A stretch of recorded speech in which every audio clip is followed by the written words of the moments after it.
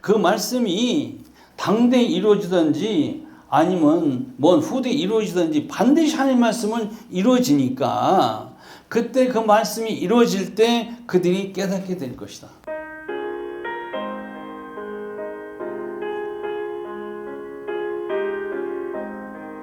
하나님 말씀은 구약성경 에스겔서 2장을 보겠습니다. 구약성경 1152페이지 에스겔서 2장, 오늘은 4절에서 10절까지 말씀입니다.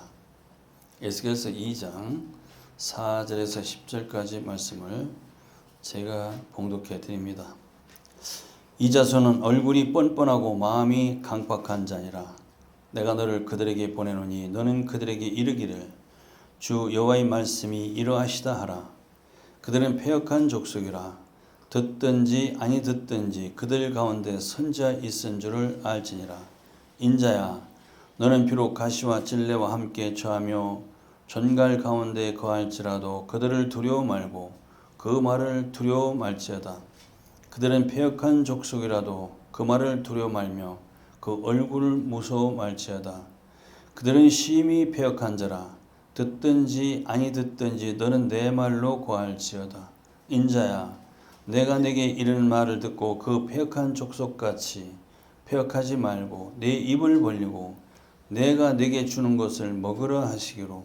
내가 보니 한 손이 나를 향하여 펴지고 그 손에 두루마리 책이 있더라.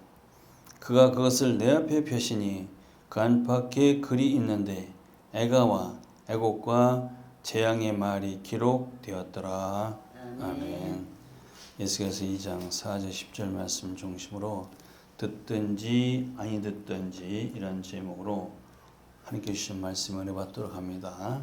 할렐루야. 아멘. 주님의 이름으로 축복합니다. 성령 충만하십시오. 할렐루야. 감사합니다. 에스겔서 2장을 우리는 흔히 에스겔의 소명장이라고 합니다. 소명은 하나님께서 우리를 부르시는 것을 소명이라고 그래요. 그래서 하나님께 부르실 때 그 소명 받을 때는 굉장히 기분이 좋아요. 그렇죠. 저 여러분들이 다 소명 받은 자인 걸 믿으시기 바랍니다. 소명 받을 때는 진짜 기분이 좋은데 그것은 끝나는 게 아니에요. 하나님께서 사명을 주시고 하라는 사명을 주시는데 가라 그러면 그때서부터 입이 써지게 됩니다. 괜히 두려워지고 그래요. 그래서 우리가 이 사명을 감당하려면은 그냥은 안 돼요. 반드시 말씀이 채워져야 됩니다. 밖에 있는 말씀이 내 안에 채워져야 돼요. 그래서 하나님은 에스겔에게 사명을 주시는데 그냥은 안 돼요. 그래서 너무 가라고 하는 곳에 우리 선교사들이 그렇죠. 뭐 복음 전하기 좋고 살기 좋고 뭐 안전하고 한 그런 나라에 가라면 할래냐 그러는데 이건 뭐 이슬람이나 불교가 가서 복음 전하면은 자칫하면 내 생명이 위험한 너무 힘든 곳에 가라고 하면은 굉장히 두렵죠. 확신이 안 서요. 에스겔도 마찬가지예요. 그래서 에스겔에게 하나님께서 뭘 보여주시냐? 기가 막힌 환상을 보여주시죠. 그렇죠? 1장에서 에스겔 1장에서 환상을 천사들이 기가 막힌 환상을 보여주시고 말로 표현할 수 없는 인간이 감당할 수 없는 기가 막힌 환상을 먼저 보여주시오. 그리고 계시 주시고 하나님께 영광의 광채, 임재를 그에게 보여주시죠. 왜냐면은 확신이 없을 때 먼저 하나님께서 그렇게 해주십니다. 그래서 나를 확실히 나를 불러주셨구나 확신이 생겨서 그때는 가게 되는데 근데 그렇다고 해서 되는 게 아니에요. 그 환상과 계시 주님을 보았다고 해서 되는 게 아니에요. 뭐가 있으냐면 말씀이 있어요. 왜냐하면 말씀을 전하러 가니까 그렇죠. 말씀을 백성에 전하러 가니까 말씀을 전해야 돼. 이 밖에 있는 말씀이 내 안에 들어와야 돼요. 밖에 그냥 있는 말씀은 누구든지 가지고 있어요. 안 믿는 사람들도 서재에 가보면, 서재를 보면은 거기에 성경 한 권씩은 딱 꽂아져 있어요. 그렇죠? 그렇다고 되는 게 아니에요. 밖에 있는 말씀이, 그래서 에스겔에게 두루마리 책이 말씀입니다. 이걸 주시면서 먹으라는 거예요. 먹으라. 그래서 들려주셨죠. 듣기만 하면 안 된다. 보기만 하면 안 된다. 우리도 그렇죠. 말씀을 듣고 기록된 말씀을 읽죠. 근데 그게 밖에 있으면 안 돼요. 그래서 먹으라는 겁니다. 먹으라는 것은 내 안에 그 말씀을 받아들이라 그 말이에요. 그렇죠? 그래야 그 말씀이 내게 주신 양식이 되는 것이고, 그 하늘 양식을 저 밖에 있는 사람들에게 또 나눠주는 것이 바로 복음 사역자이기 때문에 지금 하나님께서 일단은 확신이 없어. 너무 두려워. 그렇죠? 삶을 감당하는. 그래서 환상부터 기가 막힌 환상을 보여주시는 겁니다. 왜 그러냐면은 아까 서두에 말씀드린 대로 복음을 전하러 갈 때 뭐 사람들이 너무 좋아. 복음을 주기만 하면 받아들이고 결실 하나 믿고 그런 곳에 가면 얼마나 좋겠습니까? 그런데 지금 에스겔이 전하게 되는 그 사람들은 당시에 수십 년간 바벨론에서 노예로 살면서 엄청난 고통 속에서 아주 찌들 대로 찌들어가지고 그들 마음이 아니야. 그냥 누가 건드리기만 하면 폭발할 정도로 그 심각한 상태의 사람들에게 회개하라. 하나님 앞에 돌아오라. 이렇게 하면은 그 사람들이 가만히 있겠어요? 말 듣겠습니까? 굉장히 두렵다. 그래서 안 가려고 하니까 확신이 없으니까 먼저 체험신앙부터 하나님께서 해주셨다. 그 말이에요. 모세도 마찬가지죠. 430년 동안 그 바로의 밑에서 노예 생활을 찌들어 있던 그 고통과 고난 속에 살고 있는 이스라엘 백성들에게 가서 말씀을 전하면 쉽게 그들이 듣겠어요? 안 듣죠. 자신이 없어. 아니 내가 무엇이 간데 내가 가서 하나님 전하면 그들이 듣겠어요? 하나님 누구냐고 물을 텐데 그럼 지금 어떻게 합니까? 자신이 없어. 그래서 그를 출애굽의 위대한 지도자가 되게 하기 위해서 40년간 미디안 광야에서 그를 훈련을 시킵니다. 연단을 시키죠. 그리고 꺼지지 않는 떨기나무 불꽃 가운데 하나님이 임재하신 것을 하나님 만나는 체험을 해서 그때 확신을 가지고 가서 출애굽 지도자가 그 사명을 감당해 주셨다. 그 말이에요. 그래서 에스겔이 인간으로서는 감당할 수 없는 그러한 영광의 광채, 말로 표현할 수 없는 그 천사들의 환상 계시를 보고 나서 어떻게 되느냐?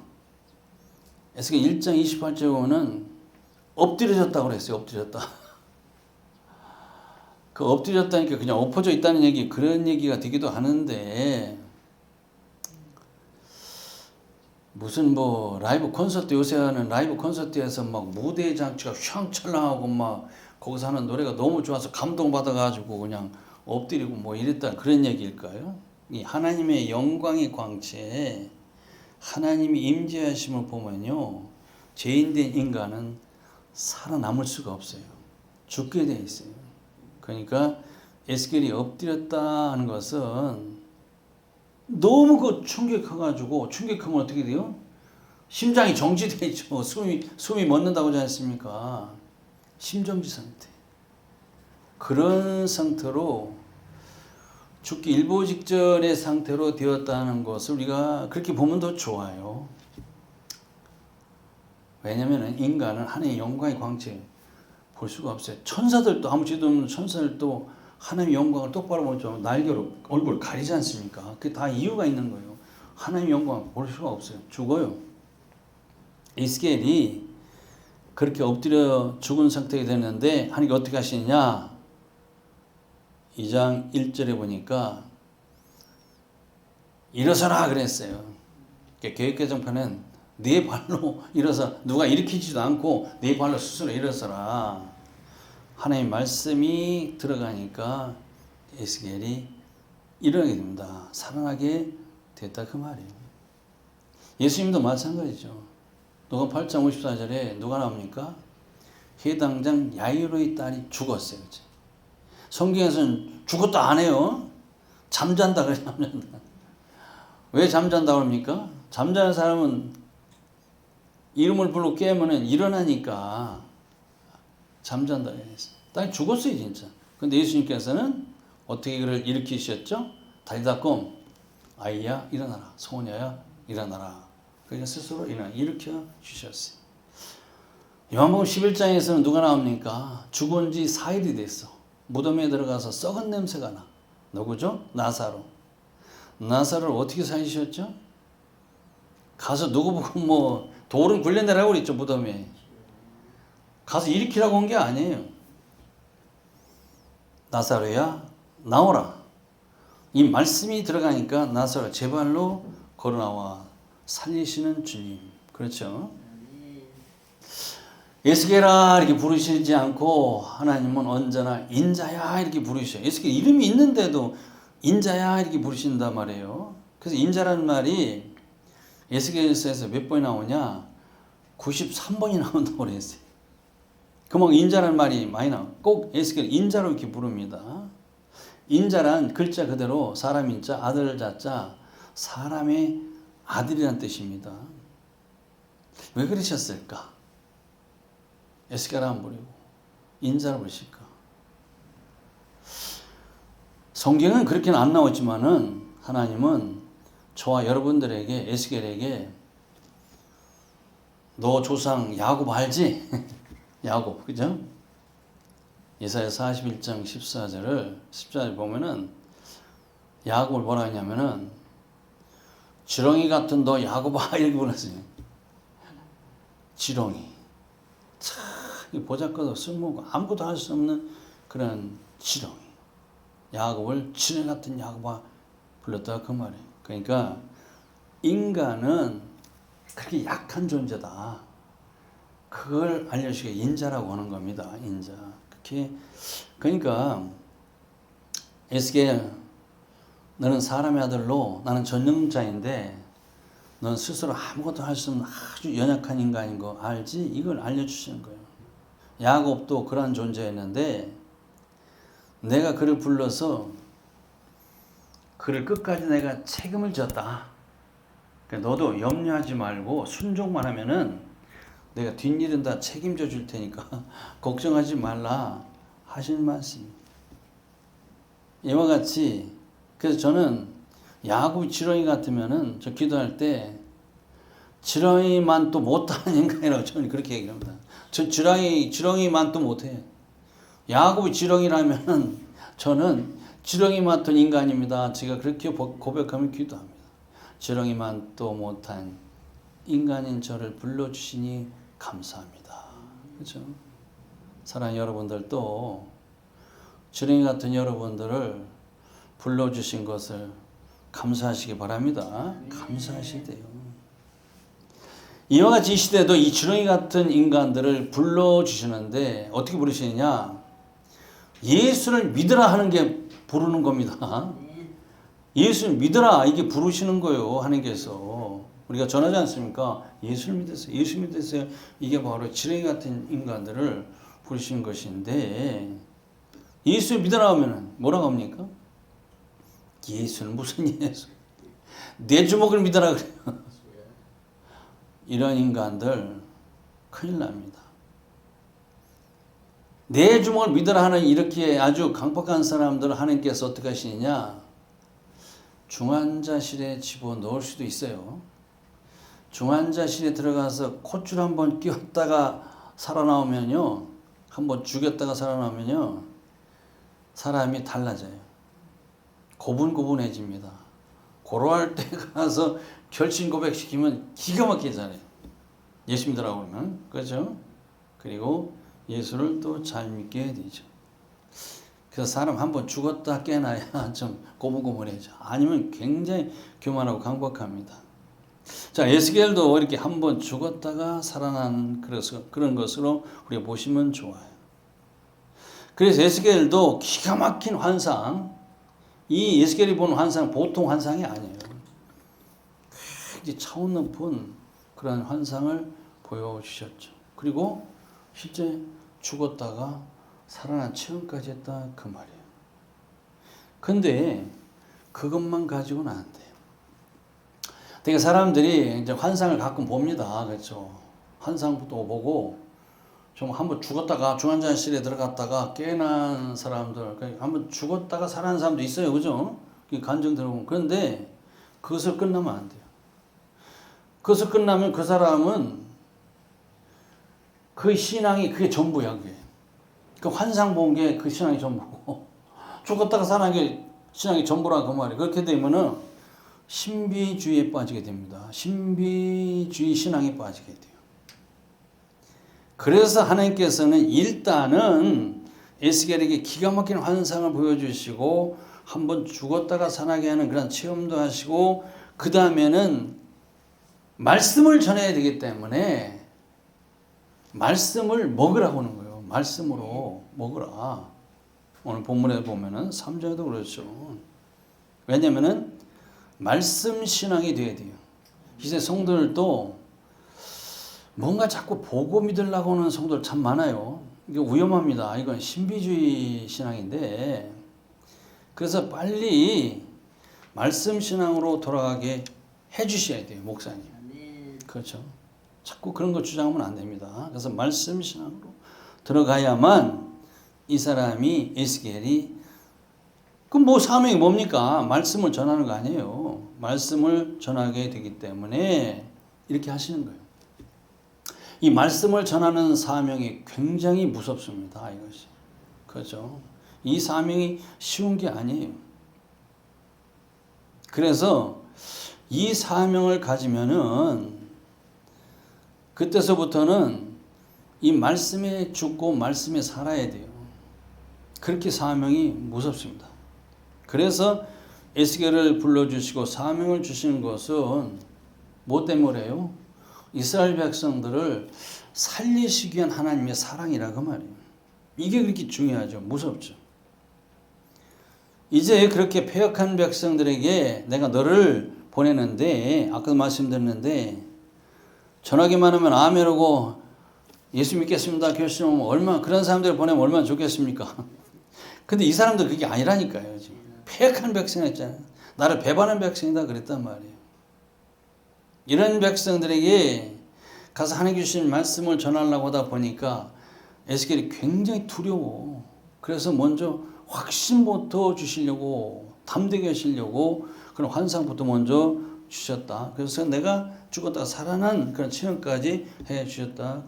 이러한 백성들을 하나님께 뭐라고 표현하시냐? 4절에 보면은 뭐라고 표현하십니까? 이 자손 얼굴이 뻔뻔하고 마음이 강팍한 자라. 개혁개정편은 마음이 굳은 자라겠죠. 뻔뻔한 하나님 표현도 잘하셔. 얼굴이 아주 뻔뻔한 사람 많죠, 그렇죠? 뻔뻔하다는 게 뭐예요? 뻔히 다 알면서도 그렇죠. 모르는 척하면서 뻔한 거짓말하는 것이 그죠? 뻔뻔한 자예요. 이 뻔뻔한 거. 왜 그럴까? 마음이 강팍하면요 사람이 이렇게 뻔뻔해지. 그리고 순종하지 않습니다. 제일 부끄러움도 없이 막 지게 만드는 것이 바로 강팍함이에요. 그래서 하나님께서는 에스겔아, 이제 내가 하나님 명이니까 가기는 가지만 그들이 내 말을 쉽게 안 들을 거야 그 말이에요. 네가 가서 전한 건 굉장히 어려울 것이다. 이것을 미리 알려주는 거예요. 네가 뭐 환상을 봤지, 죽었다가 깨어난 체험도 했지, 하나님 권능도 오셨지. 그렇다고 잘 되는 게 아니에요. 그들이 가면은 굉장히 네가 어려울 것이다. 이렇게 가르쳐 주는 것이죠. 아, 예수님 당시 안 그랬습니까? 예수님 자신도 그랬고, 저희들에게 너희는 가서 병든 자를 고치고, 죽은 자를 살리고, 나병한 자를 깨끗하게 하고, 귀신 쫓아내라 해서 그 권능까지 주셨어. 그렇다고 그들이 나가서 전도할 때 할렐루야 예수 다 믿었습니까? 안 믿어요. 안 믿어요. 오히려 돌이 날라와. 어떻게 예수님도 십자가에 못 박았습니까? 그렇게 다 해주는데도 그러니까 어렵다. 이걸 알려주시고 예레미야는 어떻습니까? 예레미야도 많은 이적을 하나님께서 보여주시고 담대에서 나가 전했는데 믿었나요? 어찌가냐 안 믿었어. 돌이 날라오고 옥에 가두고 마른 구덩이 진 구덩이에 그냥 던져버리고 얼마나 죽음의 위협을 많이 받게 되었습니까? 이런 사람들은 세상적으로 할 때 아주 중한 병에 걸렸다고 하는 거예요. 중한 병. 중병 고치 못할 중한 병에 걸린 사람들이에요. 이런 사람도 고치려면은 명의가 돼야 돼요. 명의. 그죠? 교육방송 명의 뭐. 그 명의 좀 보셔야 돼요. 그 명의는 진짜 잘 고쳐요. 그게 명의지. 돌팔이 같으면 안 돼.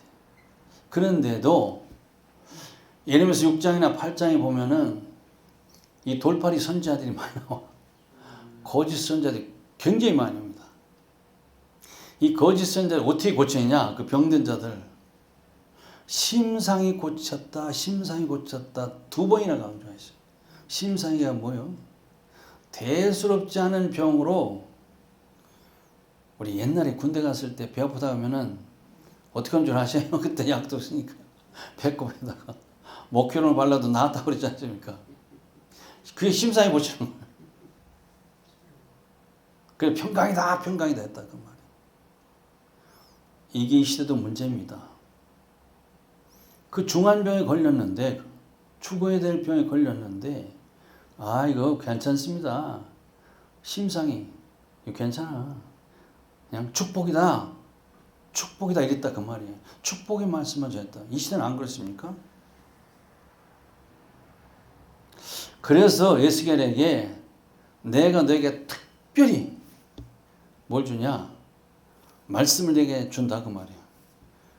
그 말씀이 뭐예요? 특별 계시죠. 특별 계시. 영혼을 살리는 특별 계시다 그 말이에요. 그러니까 너는 딴 걸 필요 없어. 내가 주는 말만 너는 가서 구하라 그 말이에요. 이 시대 종도 마찬가지예요. 이 시대 종은 12가지 재주가 없어도 돼요. 뭐예요? 이 하나님의 말씀을 제대로 전하는 설교만 하면 되는 거예요. 왜냐하면 목회는 기술이 아니에요. 말씀으로 영혼을 살리는 일이기 때문에 이 말씀을 제대로 전하는 설교만 하면 되는 거예요. 그래서 하나님은 또 오늘 6절에 보니까 5절에 보니까 또 패역한 족속이라 그랬어요. 패역한 족속이라는 말이 자주 나오는데 패역이 뭡니까? 썩을 패자요. 거스릴 역자. 하나님의 말씀을 거스리면 영혼이 다 썩어요. 그래서 패역한 족속이라 그러는 거예요. 부패다 그 말이에요. 부패도 뭐예요? 썩을 붙자, 썩을 패자, 썩을. 생물체나 유기물이 썩기 시작하면 심각한 상태에 들어간 거예요. 인간들도 마찬가지예요. 지금 부패한 백성들은 심각한 중환자 상태를 하나님께서 말씀하고 계시는 거예요. 그런데도 하나님은 썩어 들어가는데도 전능하신 하나님은 썩어 들어가는 사람 다시 회복할 수 있어요? 사과 썩어 들어간 것을 회복시킬 사람이 어디 있어요? 인간이 몸이 다 썩어 들어가는데 그걸 어떻게 고쳐요? 그런데도 하나님은 전능하신 하나님이시기 때문에 말씀만 들어가면 그 병을 고칠 수 있기 때문에 에스겔에게 5절에 듣든지 아니 듣든지 전하라는 겁니다. 그러면은 그들 가운데 선자가 있은 줄을 알지니라 그랬어요. 이 말은 그들이 거짓 선자가 너무 많은데 참 선자가 있다는 것을 그들이 알게 될 것이다 그 말이에요. 이 시대도 마찬가지죠. 거짓 선자들이 참 많죠.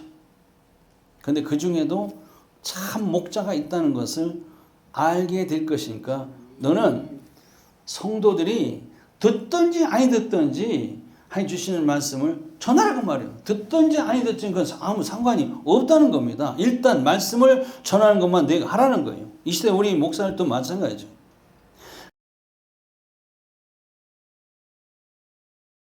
그 말씀이 당대에 이루어지든지 아니면 뭔 후대에 이루어지든지 반드시 하나님 말씀은 이루어지니까 그때 그 말씀이 이루어질 때 그들이 깨닫게 될 것이다. 그런 얘기. 그들이 깨닫게 돼서 회개할 수도 있고 회개하지 않을 수도 있다. 그런 얘기예요. 듣는 자는 회개가 될 것이고 듣지 않는 자는 회개가 안 될 것 아닙니까? 그러나 그 말씀이 이루어질 때 그들은 하나님의 말씀의 그 권위를 무시하지 못하게 될 것이다. 그런 얘기. 아까 명의 얘기 나왔죠. 명의가 달리 명의가 아니에요. 명의가 사람을 진찰해서 그대로 밝혀지고 그 명의가 치료해서 그대로 치료가 되면은 그 사람은 명의가 되는 것이죠. 그때서부터는 그 의사의 말을 신뢰하든지 신뢰 안 하든지 믿든지 안 믿든지 상관없어요. 왜냐하면은 본인의 책임이니까, 환자 본인의 책임이니까. 그래서 선자의 입을 통해서 전하기만 해라 그 말이에요. 그래서 미리 예언을 하게 하셨다 그 말이죠. 그래서 예수님께서도 누가복음 15장 22절에 뭐라고 하셨습니까? 내가 와서 저에게 말하지 아니하였더라면은 죄가 없었으려니와 지금은 그 죄를 핑계치 못하려 그랬어요. 핑계할 수 없느라 그랬어요. 이게 무슨 말씀이죠? 하나님께서 이 세상에 이 복음 말씀을 주시지 않으셨으면은 사람들의 죄를 하나님께 물으실 수가 없어요. 심판 못 하십니다. 하나님 뭘로 심판하신다고요? 말씀이죠, 말씀. 말씀을 못 들었는데 어떻게 하나님 나를 심판하셔? 그러니까 전하라 그 말이에요. 예수님께서 이 세상에 오셔서 이 복음 말씀을 주셨다 그 말이에요. 그래서 이제는 너희들이 핑계댈 말씀 안 주셨잖아요. 말씀이 없는데요. 이렇게 핑계할 수 없단 말이에요. 하나님 앞에 서면은 뭘 물어보시냐면은 네가 말씀을 들었느냐 안 들었냐 이걸 물어보신단 말이에요. 내가 예수 믿어라 들었냐 안 들었냐. 안 들었는데요. 거짓말하면 안 되겠죠. 전하는 사람이 없어서 나 한 번도 못 듣. 이 사람 심판할 수 있어요 하나님께서? 전하라 그 말이에요. 듣든지 안 듣든지 전하라 그 말이에요. 그래서 들었습니다. 그러면은 믿었느냐 안 믿었냐 이거예요. 왜 안 믿었냐 그 말이에요. 핑계할 수가 없다고 말이에요. 그래서 우리는 믿든지 안 믿든지 듣든지 안 듣든지 전해야 될 이유가 바로 거기에 있구나. 그것을 우리가 깨닫게 되는 것이죠. 어지간히 전해도 안 들어. 믿질 않아. 얼마나 실망스러운지 몰라. 그런데 실망하지 말라 그 말이죠. 우리는 전하기만 하면 된다 그 말이죠. 그렇죠? 그렇게 하시기 바랍니다. 그래서 6절에 인자하는 비록 가시와 찔레와 함께 처하고 전갈 가운데 거할지라도 그들을 두려워 말고 그 말을 두려워 말지다. 그들은 패역한 족속에서 그 말을 두려워 말며 그 얼굴 무서워 두려워 말며 세 번이나 두려워 말라고 하시네요 보니까. 그러니까 앞으로 너는 가시와 찔레, 정갈 굉장한 고난과 고통을 당하게 될 것을 그렇게 표현하신 것인데 그렇다고 해서 너는 두려워하지 말고 가서 전하기만 하라고 말해. 전하기만. 이 두려워하는 거 이게요. 그냥 우리는 두려워하지 말라. 너는 담대하라 그랬지 않습니까? 성경에서 언제나 왜 그러냐면은 뭘 두려워하지 말라. 우리 두려워하는 게 많잖아요. 하나님보다 더 두려운 것이 있으면 안 된다. 말씀보다 더 두려운 것이 있으면 안 된다 그 말이에요. 계시록 21장 8절에 보면은 지옥에 떨어지는 8부류가 나와요. 그죠? 어떤 사람이 지옥에 떨어지냐 8부류가 나오는데 그 첫 번째 1순위가 두려워하는 자. 아니 난 조금 전에 두려워했는데 어제도 두려워했는데 나 지옥 가야 되느냐? 아니에요. 그 두려워하는 것이 바로 우상이 되기 때문에 우상. 그렇죠? 그래서 우리가 담대라는 것은 담대가 뭡니까? 쓸개 담자 아니에요. 쓸개가 커지는 것이 담대인데 우리는 그렇게 얘기는 않고 간이 부은 사람이 담대니까 간덩이 부어야 돼. 그러니까 예수 믿는 사람은 다 간덩이 부은 사람이다 이렇게 얘기하지 않습니까? 그래서 우리는 하나님보다 더 두려워하는 것이 없어야 될 줄로 믿습니다. 그죠? 하나님이 두려워지면은 그 다음에는 다른 건 하나 두려워하지 않게 돼 있어요. 왜냐면은 그 폭력배, 조직 폭력배 똘마이들이 왜 저렇게 두려워하는 게 없냐? 그래서 걔도 두려워하는 게 없어. 왜냐면은 두목이 두려우니까 그 다음 두려운 게 없어. 그렇죠? 우리 하나님이 두려우면은 그 다음에는 두려움이 없게 된다는 사실 믿으시기 바랍니다. 그래서 에스겔에게 담대하기 위해서 그게 체험을 주시고 한번 죽었다가 살아나게 해주신 것도 하나님께서 나를 보호하시는 확신을 가지기 위해서 그런 체험을 먼저 해주셨다 그 말이에요. 그래서 7절에도 역시 또다시 그들이 듣든지 아니 듣든지 가서 전해라 그 말이에요. 전해라. 그래서 에스겔서 3장 11절에 또 나와요. 듣든지 아니 듣든지 이렇게 계속 듣든지 아니 듣든지. 그렇게 하려면은 바로 8절 말씀을 먹어야 된다는 겁니다. 먹어야 돼요. 말씀을 먹으라 했지 않습니까? 그러니까 말씀을 듣기만 해도 안 돼. 기록된 말씀을 읽어만 해도 안 돼. 눈으로 보기만 해도 안 돼. 만약에 어느 맛집 있다고 합시다. 식당에 맛집이 있는데 야 어느 집에 그 식당에 가면 기가 막히게 맛있다도 카더라만 말만 듣고 안 가면 뭐예요? 거기 그 광고지 보니까 메뉴판 있는데 이 음식이 기가 막히게 맛있다고 하던데 그 광고지 메뉴판만 보면 뭐예요? 그림이 떡이지 않습니까? 가서 먹어야 된다 그 말이에요.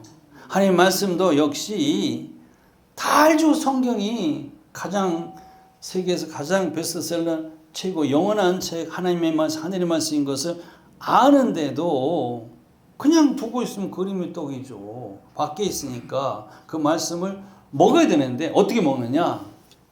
눈으로 읽어서 먹고 귀로 들어서 먹고 그 다음에 마음으로 깨달아서 먹어야 됩니다. 마음으로 깨달아서 아멘으로 먹으셔야 돼요. 그래야 그 말씀이 내 양식이 되는 것이죠. 밖에는 음식도 실제 먹어야 배가 불러주고 배가 부르면 만족하게 되고 배가 불러주니까 막 힘이 되어지는데 하늘의 양식 이 말씀도 마찬가지죠.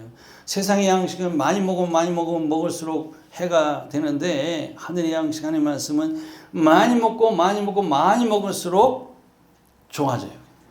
내 영혼이 만족해지고 내 영혼이 건강해지고 그리고 파워가 돼 힘이 돼요.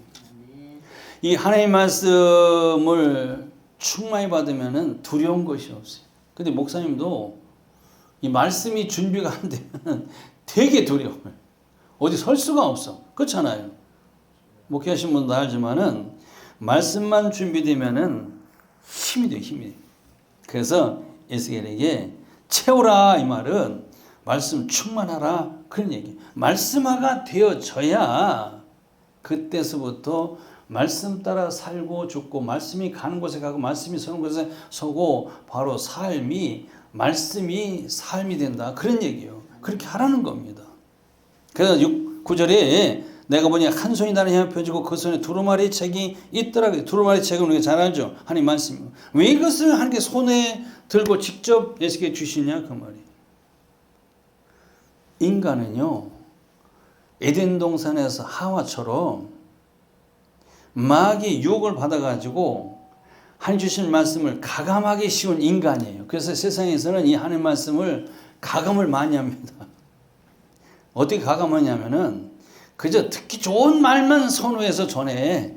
듣기 싫은 말, 성도이 싫어하는 말은 빼. 이걸 가감하는 거라고 합니다. 물론 변개시키는 이단들도 있지만 그래서 신명기 4장 2절이나 신명기 12장 32절에 보면은 가감하지 말고 지켜 행하게 하라 이 강조를 하셨다 그 말이에요. 그러니까 에스겔도 그런 완악하고 강팍한 사람들에게 이 하나님께서 말씀을 전할 때 하나님께서 쟤 분명히 가감할 것 같아. 그래서 강조하시는 거예요. 그래서 왜 가감해서 전하지 못하게 하시는 그 이유가 바로 오늘 마지막 절 10절이에요. 그 두루마기 안팎을 보니까 우리가 좋아하는 그 축복의 말씀은 하나도 없네. 애가 애곡, 재앙의 말씀만 안팎으로 가득하게 기록된 것을 에스겔이 보았다 그 말이에요.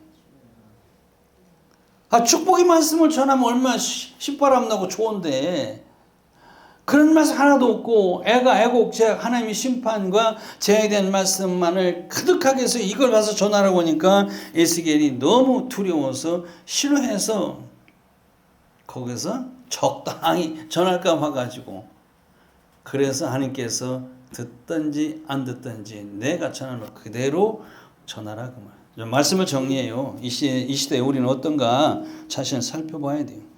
이 시대 교회는 어떤가? 축복만을 전하는 기복신앙의 설교를 좋아하는가? 그걸 전하는 것을 좋아하는가? 듣기를 좋아하는가? 회개와 책망의 설교는 전하는 것도 싫고 듣기도 싫어하지는 않는가? 이걸 우리가 살펴봐야 된다. 설교가 어려워요. 그래서 너무 어렵다고 합니다.